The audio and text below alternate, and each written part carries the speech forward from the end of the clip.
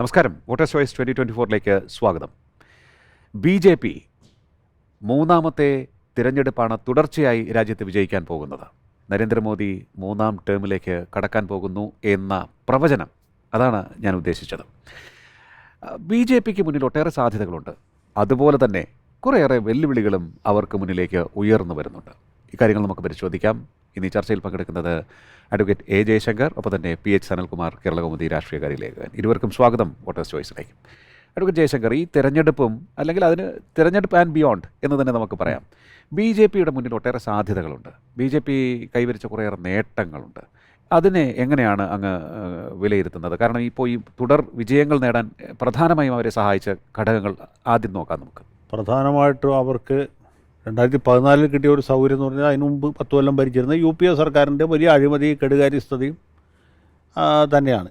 അതിനെതിരെ വലിയ വികാരമുണ്ടായിരുന്നു. India against corruption എന്ന് പറഞ്ഞ ഒരു കെജ്രിവാൾ, കിരൺ ബേഡി, ആ വിവാദത്തിൽപ്പെട്ട കുറേ ഈ മധ്യവർഗ ബുദ്ധിജീവികൾ നയിച്ച ഒരു മൂവ്മെൻറ്റ്. അതിന് അണ്ണാ ഹസാരെ എന്ന് പറഞ്ഞ ഒരു നേതാവിനെ കൊണ്ടുവന്ന് അവർ അതിൻ്റെ മുമ്പിൽ പ്രതിഷ്ഠിച്ചു. ഒരു ഗാന്ധിയൻ മുഖം അതിന് നൽകി. അതിന് സിനിമാ നടന്മാരടക്കമുള്ള ആളുകൾ നൽകിയ വലിയ പിന്തുണ. ജന്തർ മന്ദറിൽ നിന്ന് അത് ടെലികാസ്റ്റ് ചെയ്ത നമ്മുടെ നാട്ടിലെ ന്യൂസ് ചാനലുകൾ JP മൂവ്മെൻറ്റ് പോലൊരു സാധനമാണ് അവർ ഉദ്ദേശിച്ചത്. അത് അവരാണ് മണ്ണ് ഉഴുതുമറിച്ചത്. ആ ഉഴുതുമറിച്ച മണ്ണിലേക്കാണ് നരേന്ദ്രമോദി എന്ന് പറഞ്ഞ ശക്തനായ ഒരു നേതാവിനെ ഇവർ ഇൻട്രൊഡ്യൂസ് ചെയ്യുന്നത്.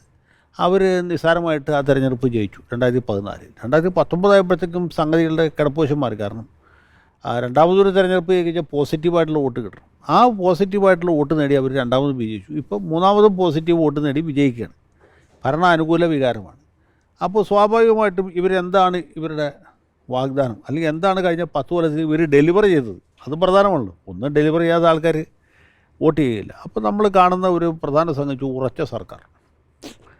ശരിക്കും പറഞ്ഞാൽ 1989 രാജീവ് ഗാന്ധിയുടെ മന്ത്രിസഭ പോയതിന് ശേഷം 2014 മോഡി വരുന്നവരെ രാജ്യത്ത് വലിയൊരു രാഷ്ട്രീയ അവ്യവസ്ഥിതി ഉണ്ടായിരുന്നു. പൊളിറ്റിക്കൽ ടെർമോയിൽ, അല്ലെങ്കിൽ അസ്ഥിരതയുടെ അധ്യായങ്ങളായിരുന്നു. ഉദാഹരണത്തിന് നമ്മുടെ VP സിംഗ്, ചന്ദ്രശേഖർ, പിന്നീട് നരസിംഹറാവുവിൻ്റെ ന്യൂനപക്ഷ സർക്കാർ, അത് കഴിഞ്ഞ് ദേവഗൗഡ, ഗുജറാൾ, വാജ്പേയിയുടെ ആദ്യത്തെ 13 ദിവസത്തെ സർക്കാർ, പിന്നെ 13 മാസത്തെ സർക്കാർ, പിന്നെ അത് പിന്നത്തെയാണ് കുറച്ചെങ്കിലുമൊക്കെ സ്റ്റേബിളായിട്ടുണ്ടായിരുന്ന ഒരു സർക്കാർ, ആദ്യത്തെ NDA സർക്കാർ, പിന്നെ 10 കൊല്ലത്തെ മൻമോഹൻ സിംഗ് സർക്കാർ. അത് ഇടതുപക്ഷത്തിൻ്റെ പിന്തുണയായിരുന്നു. പിന്നെ ഇടതുപക്ഷം പിൻവലിച്ചു. പിന്നെ ജാർഖണ്ഡ് മുക്തി മോർച്ചയുടെ ഊന്നുവടിയിൽ കുറേ നാൾ നിലനിന്നു. അങ്ങനെ MP മാർക്ക് കാശ് കൊടുത്തുമൊക്കെ ഇട്ട് നിന്ന 10 കൊല്ലത്തെ ഭരണം. ആ 10 കൊല്ലം കൊണ്ട് കോൺഗ്രസ് അല്ല ശരിക്കും വലിയ അഴിമതി നടത്തിയത് ഘടകകക്ഷികളാണ്, DMK, NCP ഒക്കെ പോലുള്ള പാർട്ടികളാണ്. അങ്ങനെ ഇതിൻ്റെ പ്രതിച്ഛായ പൂർണ്ണമായിട്ടും തകർന്നു. അപ്പോൾ BJP ഡെലിവർ ചെയ്ത ഒന്നാമത്തെ സ്ഥാനം എന്ന് പറഞ്ഞാൽ ഉറച്ച സർക്കാരാണ്.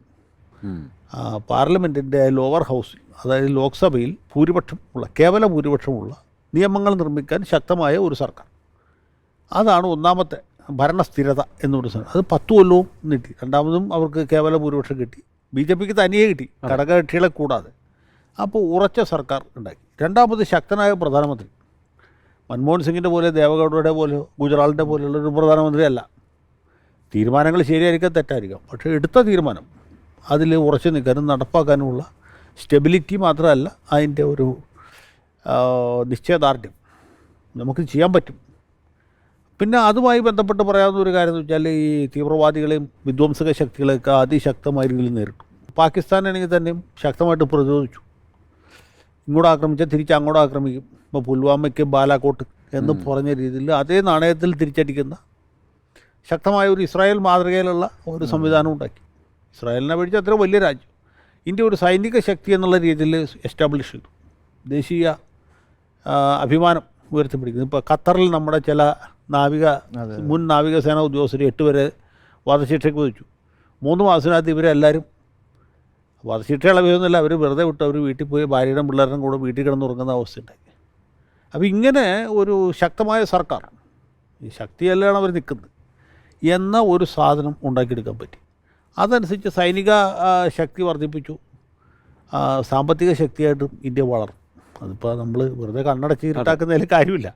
ഒരു സാമ്പത്തിക ശക്തി, അതിൻ്റെ ഗുണം എത്ര ആൾക്കാർക്ക് കിട്ടി, സാധാരണക്കാർക്ക് എത്ര പേർക്ക് കിട്ടിയെന്ന് ചോദിച്ചാൽ വേറെ ചോദ്യമാണ്. പക്ഷേ സ്റ്റിൽ ഒരു സാമ്പത്തിക ശക്തി എന്ന രീതിയിൽ മോഡിയുടെ വാക്കുകൾ വിശ്വസിക്കാമെങ്കിൽ ലോകത്തെ 5ാമത്തെ സാമ്പത്തിക ശക്തിയായിട്ട് വളർന്നു. അത് അതിൻ്റെ നേട്ടം. പിന്നെ അന്തർദേശീയ തലത്തിലും ആ രീതിയിൽ ഇന്ത്യ ആദരിക്കപ്പെട്ടു.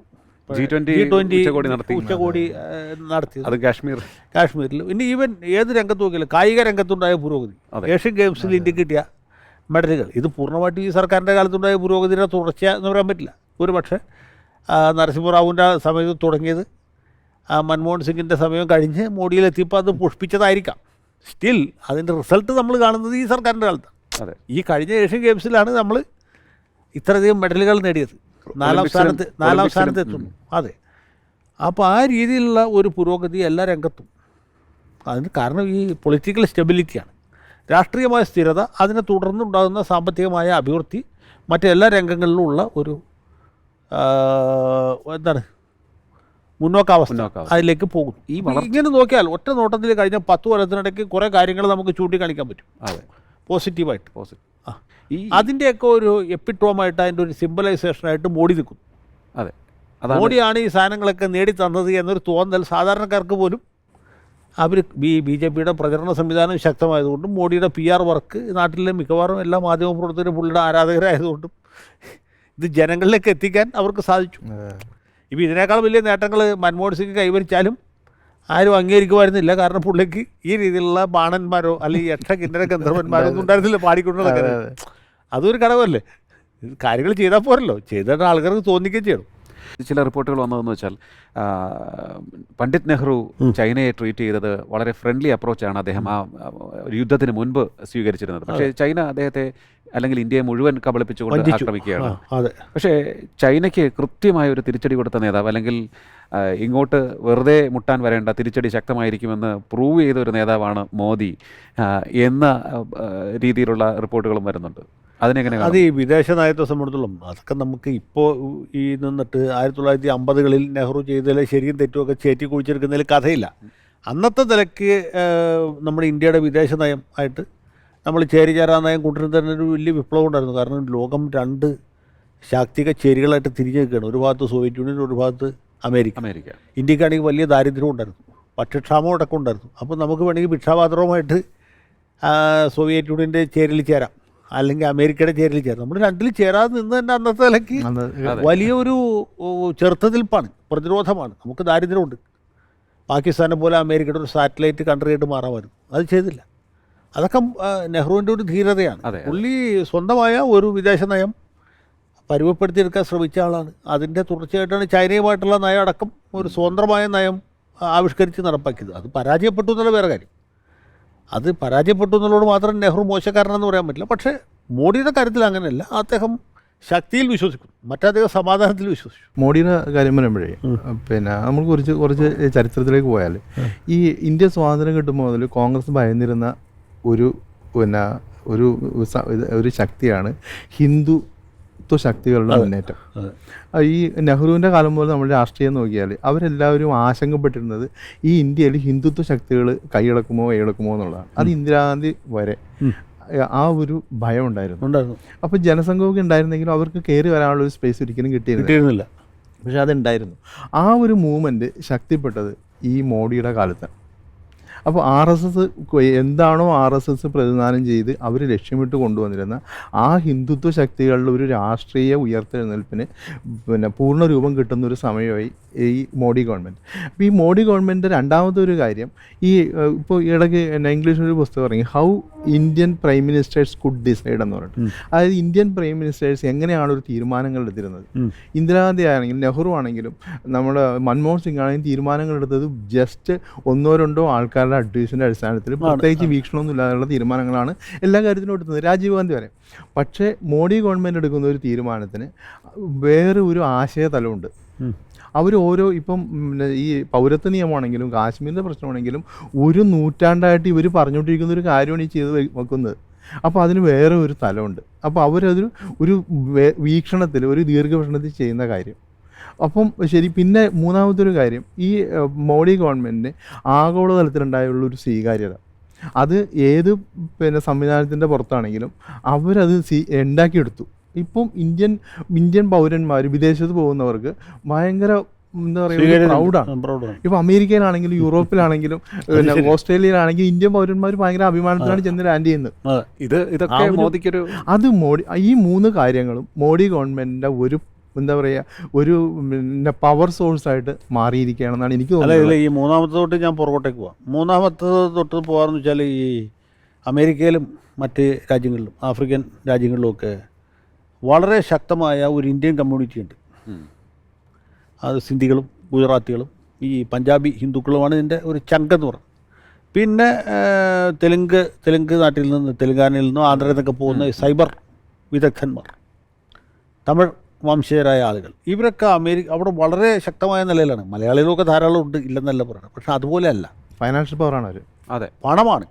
പണം എന്ന് പറഞ്ഞ ഘടകം ഈ പഞ്ചാബികളുടെയും ഗുജറാത്തികളുടെയും കയ്യിൽ ധാരാളമുണ്ട്. അതുകൊണ്ട് അവർക്ക് അമേരിക്കൻ രാഷ്ട്രീയത്തിൽ പോലും അരക്കൈ നോക്കാം എന്നുള്ള അവസ്ഥയുണ്ട്. ഡെമോക്രാറ്റ് പാർട്ടിക്കും റിപ്പബ്ലിക്കൻ പാർട്ടിക്കും ഒക്കെ പണമാണല്ലോ പ്രധാനം. അങ്ങനെയാണ് വിവേക് രാമസ്വാമിയൊക്കെ അമേരിക്കൻ പ്രസിഡന്റ് സ്ഥാനത്തേക്ക് ഒരു കൈ നോക്കാമെന്നുള്ള അവസ്ഥയിലേക്ക് എത്തിയത്. അപ്പോൾ ഇങ്ങനെ ഒരു സാഹചര്യത്തിലേക്ക് മൊത്തത്തിൽ ഇന്ത്യൻ കമ്മ്യൂണിറ്റിക്ക് ഒരു വലിയ പുരോഗതി ഉണ്ടായിട്ടുണ്ട്. അത് മോഡിയുടെ മേന്മ പറയാൻ പറ്റില്ല, പക്ഷേ അതിൻ്റെ ഗുണം മോഡിക്ക് കിട്ടിയിട്ടുണ്ട്. എങ്ങനെ? മോഡി വരുന്ന സമയത്താണ് മറ്റവർ ഫ്ലറിഷ് ചെയ്ത്. ആ വിഭാഗത്തിൽപ്പെട്ട ആളുകളുടെ ശക്തമായ പിന്തുണ ഈ പ്രവാസി ഇന്ത്യക്കാരുടെ, ഗുജറാത്തി ആയാലും പഞ്ചാബി ഹിന്ദു ആയാലും സിന്ധി ആണെങ്കിലും അവരുടെ പിന്തുണ BJPക്കാണ്. അവരുടെ ഫിനാൻഷ്യൽ സപ്പോർട്ട് BJPക്കാണ്. അവരുടെ ആ ഒരു കാണപ്പെട്ട ദൈവം എന്ന് പറയുന്നത് മോഡിയാണ്. ആ ഒരു ഫാക്ടറി ശരിയാണ്. മറിച്ചാണെന്ന് മാത്രമേ ഉള്ളൂ. പുള്ളി പറഞ്ഞ രീതിയിലല്ല. തിരിച്ച് ഇനി ഈ പ്രത്യയശാസ്ത്രപരമായിട്ട് കോൺഗ്രസ് പോലെ ഒരു പ്രധാനപ്പെട്ട പാർട്ടി ഡിസിൻറ്റഗ്രേറ്റ് ചെയ്തു by the lapse of time ചെയ്യും. അത് ദേശീയ പ്രസ്ഥാനത്തെ പ്രതികരിക്കുന്ന ഒരു പാർട്ടിയാണ്. അത് പല കാരണങ്ങൾ കൊണ്ട് ശിഥിലമാകും. ആ ശിഥിലമാകുമ്പോൾ ഇവിടെ ഒരു സോഷ്യലിസ്റ്റ് ബദൽ ഉയർന്നു വന്നില്ല. അത് ഹിന്ദുത്വത്തിൻ്റെ വിജയത്തെ മാത്രമല്ല, മറ്റെല്ലാ ബദലുകളുടെ പരാജയത്തെയാണ് സൂചിപ്പിക്കുന്നത്. റിവേഴ്സ് പ്രോസസ്സിൽ ഇല്ലേ? സോഷ്യലിസ്റ്റ് മൂവ്മെൻറ്റ് വളരെ ശക്തമായിരുന്നു. ജയപ്രകാശ് നാരായണനെ പോലെ, ആചാര്യ കൃപലാനിയെ പോലെ, അല്ലെങ്കിൽ ജവഹർലാൽ നെഹ്റുവിനെയും നെഹ്റു തന്നെ സോഷ്യലിസ്റ്റ് ആയിരുന്നു. ഞാൻ പറഞ്ഞത് ആ ഒരു സോഷ്യലിസ്റ്റ് ധാര ഉണ്ടായിരുന്നു. അച്യുത് പാണ്ഡ്വർദ്ധൻ, അല്ലെങ്കിൽ റാം മനോഹർ ലോഹ്യ, ജോർജ് ഫെർണാണ്ടസ്, ഇങ്ങനെ നമ്മുടെ വീരേന്ദ്രകുമാർ വരെയുള്ള ഒരുപാട് സോഷ്യലിസ്റ്റുകളുണ്ടായിരുന്നു. പക്ഷേ ഇവർക്ക് ഒരു ബദലുണ്ടാക്കാൻ പറ്റിയില്ല. അവരുണ്ടാക്കിയ ബദലൊക്കെ വഴിക്ക് വെച്ച് തന്നെ തകർന്ന് തരിപ്പണമായി മൺപൂറ്റ് പോലെ തകർന്നു പോയി. ഒരു കമ്മ്യൂണിസ്റ്റ് ബദലുണ്ടായില്ല. ഇല്ല, ഇത്രയും ദാരിദ്ര്യമുള്ള, ഇത്രയും ഉച്ചനീചത്വമുള്ളൊരു സ്റ്റേറ്റിൽ സ്വാഭാവികമായിട്ട് വരുന്ന പറഞ്ഞാൽ കമ്മ്യൂണിസ്റ്റ് ബദലാണ്. അങ്ങനെ ഒരു സോഷ്യലിസ്റ്റ് ബദലും കമ്മ്യൂണിസ്റ്റ് ബദലും ഉണ്ടാകാത്ത ഒരു സമയത്താണ് ഹിന്ദുത്വ ബദൽ ഉണ്ടായി വരുന്നത്. അതും പൂർണ്ണമായിട്ട് മോഡിയോട് നേട്ടമെന്ന് പറയാൻ പറ്റില്ല. കാരണം ദീനദയാൽ ഉപാധ്യായ മുതൽക്ക് വളരെ ഗ്രാജുവലായിട്ട് മന്ദഗതിയിലുള്ള ഒരു വികാസം ഉണ്ടായത്. അദ്വാനിയുടെ സമയത്താണ് ശരിക്കും അതൊരു ആളിക്കത്തലുണ്ടായത്. അതിനെ പിന്നെ മറ്റ് സ്ഥലങ്ങളിലേക്ക് കൂടി വ്യാപിപ്പിച്ചു. തെക്കൻ സംസ്ഥാനങ്ങളിലേക്ക്, കിഴക്കൻ സംസ്ഥാനങ്ങളിലേക്കൊക്കെ വ്യാപിച്ച് അതിൻ്റെ ഒരു വസന്തമാണ്. ഹിന്ദുത്വ രാഷ്ട്രീയത്തിൻ്റെ ഒരു ഫ്ലവറിങ് സീസണാണ് ഇപ്പോൾ നമ്മൾ കണ്ടുകൊണ്ടിരിക്കുന്നത്. അതാണ് മോഡിയുടെ കാലത്ത്. അപ്പോൾ അതിന് കാഴ്ചയിൽ ഇതിൻ്റെ നേട്ടം മോഡിയുടെ സമയത്തായിട്ടാണ് നമ്മൾ കാണുന്നത്. ഈ ഡിജിറ്റൽ വിപ്ലവം അതിന് ഗുണം ചെയ്യുമോ? അതടക്കമുള്ള എല്ലാ സാഹചര്യങ്ങളും അവർ അതിന് വേണ്ടിയിട്ട് ഉപയോഗിച്ചു. എല്ലാ സംവിധാനങ്ങളും, എല്ലാ സാഹചര്യങ്ങളും, എല്ലാ സൗകര്യങ്ങളും ഉപയോഗിച്ച് അതിൻ്റെ ഒരു എപ്പിറ്റോമിൽ എത്തി എന്നുള്ളതാണ് അതിൻ്റെ പ്രത്യേകത. കാലഘട്ടത്തിൽ ശ്രദ്ധേയമായ ഒന്ന്, ഇവർക്കൊന്നും ഒരു എതിർ സ്വരം, അത് രാഷ്ട്രീയത്തിലാണെങ്കിലും സാമൂഹ്യ തലത്തിലാണെങ്കിലും മാധ്യമരംഗത്താണെങ്കിൽ പോലും കാര്യമായിട്ടുണ്ടായിരുന്നില്ല. പക്ഷേ ഇപ്പോൾ ആൻറ്റി BJP ക്യാമ്പയിനുകൾക്ക് ശക്തി ലഭിക്കുന്നുണ്ടോ എന്നൊരു സംശയമുണ്ട്. ചില യൂട്യൂബേഴ്സ് ആണെങ്കിലും ചില ഇൻഫ്ലുവൻസേഴ്സ് ആണെങ്കിലും ഒക്കെ മണിപ്പൂർ വിഷയം ഉദാഹരണത്തിന് ഞാൻ പറഞ്ഞെന്ന് മാത്രം, അങ്ങനെ പല പല വിഷയങ്ങളിലും ഈ പൗരത്വ നിയമ ഭേദഗതി, ഇതിലൊക്കെ BJP നടത്തുന്ന ക്യാമ്പയിന് എതിരെയുള്ള വാദങ്ങൾ ഉയർത്തിക്കൊണ്ട് വലിയ വിഭാഗം ജനങ്ങൾ അതിന് ചെവി കൊടുക്കുന്ന ഒരു സാഹചര്യത്തിലേക്കും വരുന്നുണ്ട്. ഇതുപോലുള്ള വെല്ലുവിളികൾ BJPയുടെ മുന്നേറ്റത്തെ തടയിടുമോ? അല്ല, ഇതിൽ നമ്മൾ മനസ്സിലാക്കേണ്ട ഒരു കാര്യമുണ്ട്. സത്യത്തിൽ ഇന്ദിരാഗാന്ധിയുടെ ഒരു പുഷ്കലകാലം എനിക്ക് ഓർമ്മയുണ്ട്. ഇന്ദിരാഗാന്ധി വളരെ ശക്തിയായ ഒരു പ്രധാനമന്ത്രിയായിരുന്നു, ഭരണാധികാരിയായിരുന്നു. പക്ഷേ ആ സമയത്തും അവരെ എതിർക്കാനായിട്ട് പാർലമെൻറ്റിൽ 2 സഭകളിലും ഭൂരിപക്ഷമുണ്ട്. എല്ലാ സംസ്ഥാനങ്ങളിലും അവരുടെ കോൺഗ്രസ് ഭരണമാണ്. പക്ഷേ അപ്പോൾ പോലും അവരെ എതിർക്കാനായിട്ട് ഇന്ത്യൻ എക്സ്പ്രസ് പോലെയുള്ള പത്രങ്ങളുണ്ടായിരുന്നു. പാർലമെൻറ്റിനകത്ത് മൊറാർജി ദേശായി, വാജ്പേയി, പിലു മോഡി, ഇങ്ങനെയുള്ള ഗംഭീരന്മാരായ നേതാക്കന്മാരുണ്ടായിരുന്നു. പാർലമെൻറ്റിന് പുറത്ത് ഫെർണാണ്ടസ് ഉണ്ടായിരുന്നു, നമ്മുടെ ജയപ്രകാശ് നാരായണൻ ഉണ്ടായിരുന്നു. എപ്പോഴും ശക്തമായ എതിർപ്പുണ്ടായിരുന്നു. പക്ഷേ മോഡിയുടെ കാര്യത്തിൽ അങ്ങനെയല്ല. മോഡി വരുന്ന സമയമാകുമ്പോഴത്തേക്കും പ്രതിപക്ഷം നിർവീര്യമായി. കോൺഗ്രസ് എന്ന് പറഞ്ഞ പാർട്ടി തകർന്ന് തരിപ്പണമായി. രാഹുൽ ഗാന്ധി ആണെങ്കിലും കാടാറ് മാസം നാടാറ് മാസം എന്ന രീതിയിലായി. മാധ്യമങ്ങൾ മുഴുവനും തന്നെ BJPക്കാരും BJP ഭക്തരുമായി മാറി. മോഡിയെ എതിർക്കുന്ന ഒരു ദേശീയ പാപമാണ്. ഏത് പുണ്യപാപങ്ങൾ എന്നുള്ള ദൈവശാപം കിട്ടുന്ന രീതിയിലുള്ള ഒരു പാപമാണ് എന്ന രീതിയിലൊരു പൊതുബോധം നിർമ്മിക്കപ്പെട്ടു. മോഡി ചെയ്യുന്നതെല്ലാം ശരിയാണ്, മോഡി ചെയ്യുന്നത് മാത്രമാണ് ശരി, മോഡി ചെയ്യാത്തതൊന്നും ശരിയല്ല എന്ന നിലയിലേക്ക് കാര്യങ്ങളെത്തി. മനസ്സിലായില്ലേ? മാത്രമല്ല BJP എന്ന് പറഞ്ഞൊരു ഒരു രാഷ്ട്രീയ പാർട്ടി മോഡി എന്നുള്ള ഏക വ്യക്തിയിലേക്ക് ചുരുക്കി, അതെ, ഏക കക്ഷി ഭരണത്തെ ഏക വ്യക്തി ഭരണമാക്കി മാറ്റി. ഇതൊക്കെ സത്യത്തിൽ ആത്യന്തികമായിട്ട് പാർട്ടിക്കും പ്രസ്ഥാനത്തിനും ദോഷം ചെയ്യുന്നൊരു കാര്യമാണ്. മാത്രവുമല്ല, ഇതിൽ ഏറ്റവും പ്രധാനപ്പെട്ട കാര്യം ഇപ്പോൾ ഈ ഇൻഫ്ലുവൻസേഴ്സ് വന്നല്ല BJPയുടെ ഏറ്റവും വലിയ അപകടം. ഒരു പാർട്ടി വിജയത്തിൽ എത്തുമ്പോൾ തന്നെ അതിൻ്റെ അകത്ത് പരാജയത്തിൻ്റെ വിത്തുകളും അതിൻ്റെ അകത്ത് തന്നെ ഉണ്ട്. അത് ആ ഘട്ടത്തിൽ ആരും കാണുകയില്ല. ഇപ്പോൾ കോൺഗ്രസിൻ്റെ സ്ഥിതി നോക്കുക. എൻ്റെ കുട്ടിക്കാലത്തൊക്കെ കോൺഗ്രസ് തോക്കുക എന്നുള്ളത് നമുക്ക് സങ്കല്പിക്കാൻ പറ്റില്ല. 72, 71 ഇലക്ഷൻ നടക്കുന്ന സമയത്ത് ഇത്ര വലിയ വിജയവും കോൺഗ്രസ് എന്തെങ്കിലും കാലത്ത് കോൺഗ്രസ് തകരുകയോ ഇവിടെ ഒരു പ്രതിപക്ഷ പാർട്ടി ഉയർന്നു വരികയോ ചെയ്യുന്നത് നമുക്ക് സങ്കല്പിക്കാൻ പറ്റില്ല. അല്ല, ഒരു കാലത്ത് പക്ഷേ പൊളിറ്റിക്കൽ അജണ്ട പോലും കോൺഗ്രസിനെ തോൽപ്പിക്കുക എന്നുള്ളത് മാത്രം, കോൺഗ്രസിനെ തോൽപ്പിക്കുക എന്നുള്ളതായിരുന്നു. ഈ റാം മനോഹർ ലോഹിയുടെ ജീവിതത്തിൽ നമ്മൾ നടുക്കി പോകും. പുള്ളിയുടെ ജീവിതത്തിലെ ആൻറ്റി കോൺഗ്രസിസം എന്നൊരു സംഗതി പുള്ളി ഉണ്ടാക്കി. കോൺഗ്രസിനെ തോൽപ്പിക്കുക, അതിനുവേണ്ടി ഏത് ചെകുത്താനായിട്ടും കൂട്ടുകൂടുക. മനസ്സിലായി? അതായിരുന്നു അദ്ദേഹത്തിൻ്റെ ജീവിത ദൗത്യം. ഇന്നിപ്പോൾ റാം മനോഹർ ലോഹി തിരിച്ചു വരികയാണെങ്കിൽ പുള്ളിക്ക് എത്ര വലിയ നിരാശയായിരിക്കും ഉണ്ടാവും എന്നാലോചിച്ചു. അപ്പോൾ അത് ഈ വിജയത്തിനകത്ത് തന്നെ പരാജയത്തിൻ്റെ വിത്തുകളുമുണ്ട്. അതിനെ തിരിച്ചറിയാൻ BJPക്ക് സാധിക്കുമോ? ഈ പരാജയത്തിൻ്റെ ശക്തികൾ അത് ചുറ്റുപാടുമുണ്ട്. അതിനെ ഐഡൻറ്റിഫൈ ചെയ്യുക, അതിന് അനുകൂല സാഹചര്യം കിട്ടുമ്പോൾ ഈ വിത്തുകൾ മുളച്ചു വരും. അത് രാജ്യത്ത് ആകമാനം പ്രതിഷേധത്തിൻ്റെ സ്വരമായിട്ട് ഉയർന്നു വരും. ഈ വിജയം പോലെ അപകടകരമായ വേറൊരു സ്ഥിതിയില്ല. രാഷ്ട്രീയത്തിലാണെങ്കിലും ലോകത്ത് ഏത് ജീവിതത്തിൽ എവിടെയാണെങ്കിലും വിജയിക്കുക എന്നുള്ള ദുഷ്കരമാണ്, വളരെ ദുഷ്കരമാണ് വിജയിക്കുക. പക്ഷെ അതിനേക്കാൾ ദുഷ്കരമാണ് വിജയമായിട്ട് തുടരുക. അതെ, വിജയം നിലനിർത്തുകയാണ് ഏറ്റവും വലിയ. ഒരാൾ വിജയിച്ചു, ഇപ്പോൾ 2014 വിജയിച്ചു, 2019 വിജയിച്ചു, 2024 വിജയിച്ചു. ദുഷ്കരമാണ്. ഇതിനേക്കാൾ ബുദ്ധിമുട്ട് എന്താണ്? 24 കഴിഞ്ഞ് 29 വിജയിക്കുക എന്നുള്ളതാണ്. വിജയത്തിലൊക്കെ മതിമറന്നായിരിക്കുമോ പേരുമാറ്റം പോലെയുള്ള കാര്യങ്ങൾ? രാജ്യത്തിൻ്റെ പേര് മാറ്റുന്നു, അതോ ദേശീയത കൊണ്ടാണോ? ഇപ്പോൾ നമ്മുടെ വയനാടിൻ്റെ പേര് അല്ലെങ്കിൽ ഗണപതി വട്ടം എന്നുള്ള പേരിലേക്ക്. അല്ല, അതിൽ ഈ 2 ഘടകങ്ങളും ഉണ്ട്. അത് തീവ്രദേശീയതയെ പരിപോഷിപ്പിക്കാൻ വേണ്ടിയിട്ടാണ് രാജ്യത്തിൻ്റെ പേര് ഭാരതം എന്നാക്കാൻ ആലോചിക്കുന്നത്. അല്ലെങ്കിൽ വിദേശത്ത് പോയിട്ട് ഹിന്ദിയിൽ സംസാരിക്കുന്നത്. ഇതൊക്കെ കേട്ടാൽ രോമാഞ്ചം കൊള്ളുന്ന കുറേ ആൾക്കാർ നമ്മുടെ രാജ്യത്തുണ്ട്. അതിൽ BJPക്കാർ മാത്രമല്ല, വടക്കേ ഇന്ത്യയിലെ കോൺഗ്രസ്സുകാരടക്കമുള്ള രാഷ്ട്രീയ നേതാക്കന്മാരും എല്ലാവരും ആ ചിന്താഗതിക്കാരാണ്. നമ്മൾ തെക്കേ ഇന്ത്യക്കാരായതുകൊണ്ട് കേരളീയരായതുകൊണ്ട് അതിൻ്റെ മഹത്വം മനസ്സിലാവില്ല എന്നുള്ളൂ. അതൊരു വശമാണ്. ഈ അമിത്ഷാ ഇവിടെ വന്നപ്പോഴേ നമ്മുടെ ഈ നാവികസേനയുടെ ഫ്ലാഗ് മാറ്റുന്ന, ഫ്ലാഗും പാട്ടും മാറ്റുന്നത്.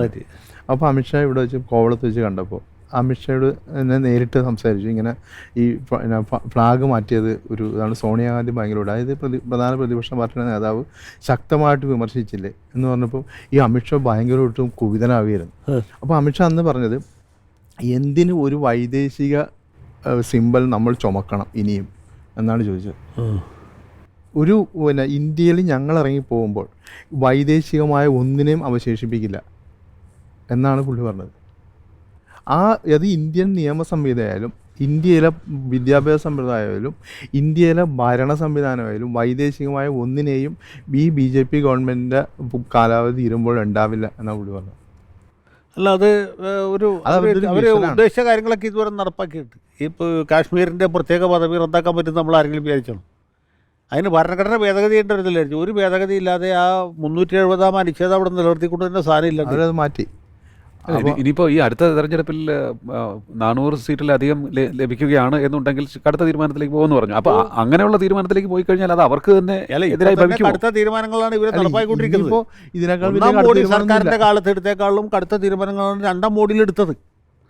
അതിനേക്കാൾ കടുത്തതാണ് 3ാം മോഡിയിൽ വരാൻ പോകുന്നത്. പക്ഷേ BJP നേരിടുന്ന ഇത് 3ാമത്തെ ഒരു വിജയം ഉണ്ടാകുമ്പോൾ അവർ നേരിടുന്ന ഒരു പ്രോബ്ലം എന്ന് പറഞ്ഞാൽ, ഇപ്പോൾ സാറ് പറഞ്ഞ പോലെ വിജയം നിലനിർത്തുക എന്നുള്ളത് വലിയൊരു ടാസ്ക്കാണ്. അതോടൊപ്പം തന്നെ അതിന് കയറി വരുന്ന അതിൻ്റെ പിന്നാമ്പുറത്ത് അവരുടെ ശക്തി കേന്ദ്രമായിട്ട് നിൽക്കുന്ന ഹിന്ദുത്വ ശക്തികൾക്ക് ഒരുപാട് നശീകരണ സ്വഭാവങ്ങളുണ്ട്. അത് എങ്ങനെ ശക്തമായിട്ട് വരും, അതിനെ എങ്ങനെ പ്രതിരോധിക്കും, നിയന്ത്രിക്കാൻ വലിയൊരു പ്രശ്നം നിയന്ത്രിക്കാൻ പറ്റും. അത് മാത്രമല്ല, മറ്റ് പാർട്ടികളിലുള്ള രാഷ്ട്രീയ ഭിക്ഷാന്തേഹികളും അവരുടെ മക്കളും അതെ ഇതിലേക്ക് വലിയൊരു പ്രോബ്ലം. ഇതിന്റെ ഒറിജിനൽ സ്വഭാവത്തിന് വലിയ മാറ്റം വരും.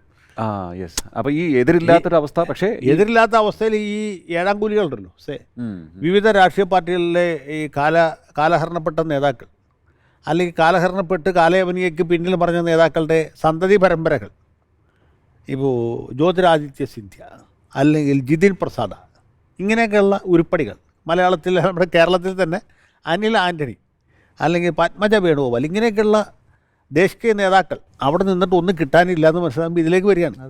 ഈ വരുന്ന ആൾക്കാരെയൊക്കെ ഇവർ സ്വീകരിക്കാം. പക്ഷേ ക്വാളിറ്റിയുള്ള ആൾക്കാർക്ക് കുഴപ്പമില്ല, അവരെ കൊണ്ട് രാജ്യത്തിനോ പാർട്ടിക്കോ എന്തെങ്കിലും പ്രയോജനം ഉണ്ടാവുമെങ്കിലും കുഴപ്പമില്ല. അല്ല, ഇതിനകത്ത് വേറൊരു അപകടമുള്ളത്, ഇപ്പോൾ ഈ 1977 കോൺഗ്രസ് ഏറ്റവും കൂടുതൽ ചലഞ്ചസ് ഫേസ് ചെയ്തത്.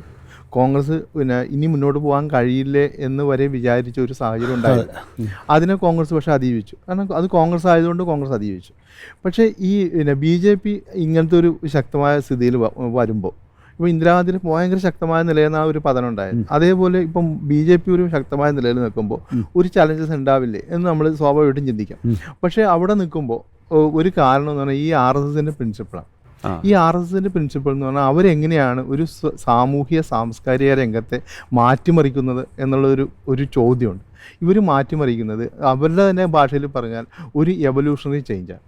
ഈ എവല്യൂഷണറി ചേഞ്ച് എങ്ങനെ വിസിബിൾ ആവും എന്ന് ചോദിച്ചാൽ എതിർക്കുന്നവരും അനുകൂലിക്കുന്നവരും ഒരേ പ്രസ്ഥാനത്തിൻ്റെ വക്താക്കളായിട്ട് മാറുന്ന ഒരു സാഹചര്യമാണ് എവല്യൂഷണറി ചേഞ്ച്. അതാണ് ഇപ്പോൾ ഉണ്ടാവുന്നത്. ഇപ്പോൾ ഇവിടെ എതിർക്കുന്നതും അനുകൂലിക്കുന്നതും ഒരേ പ്രസ്ഥാനമാണ്. ന്യൂനപക്ഷങ്ങളുടെ സംഘടനയും RSSൻ്റെ തന്നെ, പിന്നെ ഭൂരിപക്ഷങ്ങളുടെ സംഘടനയും RSSൻ്റെ തന്നെ. അപ്പോൾ അവർ ആ തരത്തിലാണ്. അത് എങ്ങനെ ഒരു കോൺഫ്ലിക്റ്റായിട്ട് മാറും എന്നുള്ളത് BJP ഇനി ഫേസ് ചെയ്യാൻ പോകുന്ന ഒരു വലിയ ചലഞ്ചായിരിക്കും, പ്രശ്നമായി. കോൺഫ്ലിക്റ്റ് ഓഫ് ഇൻട്രസ്റ്റ് അല്ലെങ്കിൽ കോൺഫ്ലിക്ട്സ് ഓഫ് ഒപ്പീനിയൻസ് അത് വലിയ രീതിയിൽ ഉയർന്നു വന്നേക്കാം അല്ലേ? പിന്നെ മോഡിക്ക് ശേഷം ആര് എന്നുള്ള വലിയ ചോദ്യമുണ്ട്. അതായത് മോദിക്ക് ശേഷം ഇനിയിപ്പോൾ അമിത്ഷാ നേതൃനിരയിലേക്ക് വരാം, അല്ലെങ്കിൽ യോഗി ആദിത്യനാഥ്, മറ്റാരെങ്കിലും ഉണ്ടാകുമോ? ഇനിയിപ്പോൾ ഒരു സർപ്രൈസ് എൻട്രി ആയി അങ്ങനെ പ്രതീക്ഷിക്കേണ്ടതുണ്ടോ? ഇതൊക്കെയാണ് എനിക്ക് തോന്നുന്നു ചിന്ത വരുന്നത്. അപ്പോൾ ഈ ഇങ്ങനെ ഒരു അരക്ഷിതാവസ്ഥയെക്കുറിച്ച് രാഷ്ട്രീയ മണ്ഡലത്തിലെ ചർച്ചകൾ എത്രത്തോളം സജീവമാണ്? ഇതുവരെ ചർച്ച തുടങ്ങിയിട്ടില്ല. നമ്മൾ കേരള ഉപതിയുടെ ഫ്ലോറിൽ നിന്ന് ചർച്ച ആരംഭിക്കുകയാണ്. നമുക്ക് തുടങ്ങി വെക്കണതിന് കുഴപ്പമൊന്നുമില്ല. എന്തായാലും BJPക്ക് ഒട്ടേറെ സാധ്യതകൾ മുന്നിലുണ്ട്. അതുപോലെ തന്നെ വെല്ലുവിളികൾ ഉയർന്നു വരുവാനുള്ള സാധ്യതകളും തള്ളിക്കളയാനാവില്ല. തിരിച്ചറിയുമോ ഈ മറഞ്ഞിരിക്കുന്ന വെല്ലുവിളികളെ എന്നുള്ളതാണ് പ്രധാനപ്പെട്ട ചോദ്യം BJPയുടെ നേതാക്കൾ. കാത്തിരുന്ന് കാണേണ്ടതാണ് അതും. ചർച്ചയിൽ പങ്കെടുത്ത അഡ്വക്കേറ്റ് A. ജയശങ്കർ, ഒപ്പം തന്നെ PH Sanalkumar, Kerala Kaumudi political correspondent, ഇരുവർക്കും നന്ദി. വോട്ടേഴ്സ് ചോയ്സ് 2024 ഈ അധ്യായം ഇവിടെ പൂർണ്ണമാകുന്നു. നമസ്കാരം.